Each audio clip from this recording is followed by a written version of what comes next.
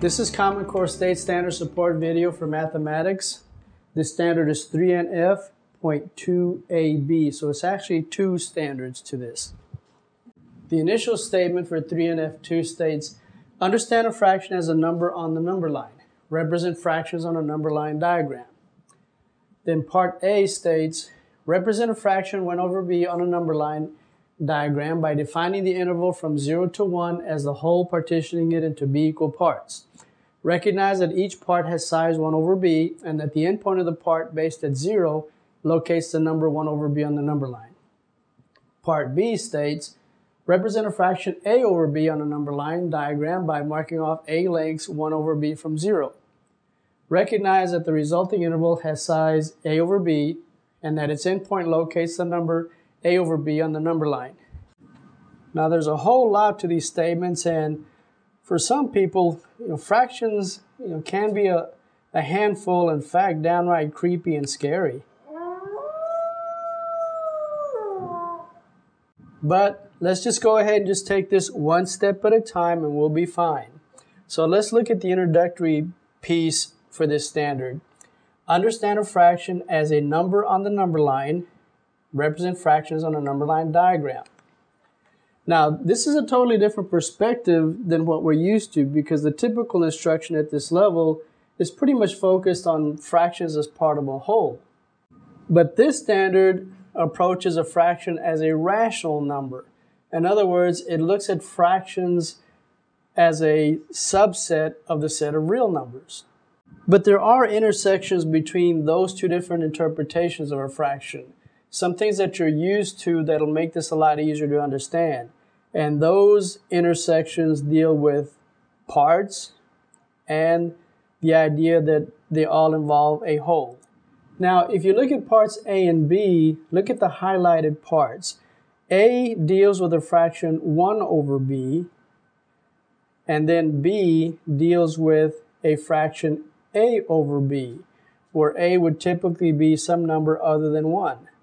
So let's look at the first part of 2a. Represent a fraction 1 over b on a number line diagram by defining the interval from 0 to 1 as the whole.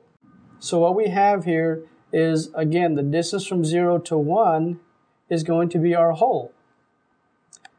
And that would be analogous to something that we're used to, say a geometric figure like this, where the whole would be this circle and its interior. Now, the distance or the interval is limited to the distance from 0 to 1. And with the exception of 0 and 1, that would make 1 over b or a over b proper fractions. In other words, 1 over b and a over b are all going to be fractions that fall between 0 and 1. Now, the next part of the statement says, partitioning it into b equal parts. So we're going to take this whole, this interval, and partition it into so many equal parts. And that, again, is analogous to what you're used to, where you would take a figure, I guess, something like this, and cut that up into equal sized parts. So again, some similarity here, that this distance here is part of the interval from 0 to 1, just like this 1 over b is part of this geometric figure and its interior. So what we have is, again, we have that this is the size of the part, 1 over b. But the second part of this statement says, and that the endpoint of the part based at 0 locates the number 1 over b on the number line. So that is something different. So the endpoint, the end of this distance, this interval, locates this real number 1 over b. Now that's different from what we're used to, because in a part-whole type of situation, there is no number 1 over b that deals with a location like we have here on a number line. So that is a definite distinction and difference.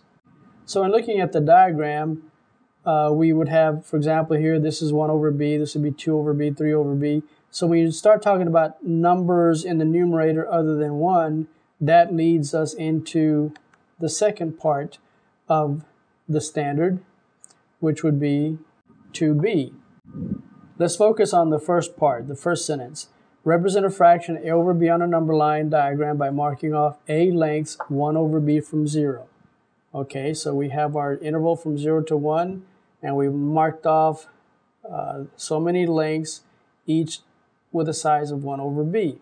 So let's concentrate on this idea of a fraction a over b being a lengths 1 over b from 0. So what we have here is we have these intervals, 1 over b, and we have so many of them, and that's indicated by a. And symbolically, this is what it looks like. We have these intervals, these chunks of the number line, and this tells us how many of them we have. It'll probably make a little bit more sense if we attach the numbers to it.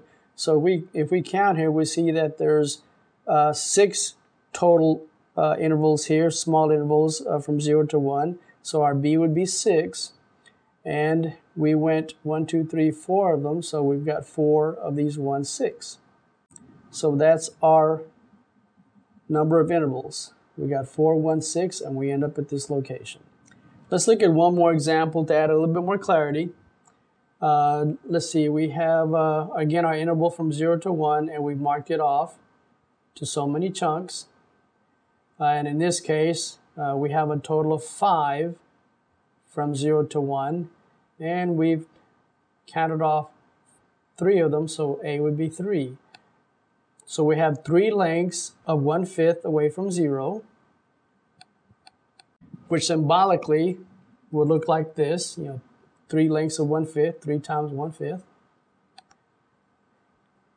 And so throwing in the numbers into our diagram so that it'll be a lot clearer, again, we have 3 of these small intervals or chunks of 1/5 each. Now let's look at the second statement to part B. Recognize that the resulting interval has size a over b and that its endpoint locates the number a over b on the number line. Now the bottom line here, and it's a hidden message, is that the fraction a over b really has 2 different meanings. So let's look at an example. Here we have 7 total small intervals of 1 over b, and then we marked off we're going to stop after 4 of those intervals. So let's concentrate on that first part. The resulting interval has size a over b. Okay, so we're talking about the size of the interval here. So then 4 over 7 in this example indicates the distance from 0. So it is what we're used to. It's an actual amount. It's a quantity. Again, it indicates the distance from here to here. So we are talking about this interval. Now, the next part of the statement, recognizing that the resulting interval has size a over b and that, okay, its endpoint locates the number a over b on the number line. So we're talking about the endpoint of this interval. So now we're talking about strictly this right here, this point. So with that interpretation, 4 over 7 would be the location of that particular fraction, 4 over 7, as a member of the set of real numbers. So there it's a rational number. So again, reviewing this quickly, a over b really has 2 interpretations in this context on a number line, where one, a over b can actually be a quantity. It would be the distance from 0. So we're talking about this. We're talking about the distance. But a over b could also indicate this exact location. So there again, we're looking at it as a rational number, as one point, one member of the set of real numbers. And again, that's the distinction. So again, this is what's different, and what might have been a little bit confusing with these statements in part B is, again, the 2 different interpretations.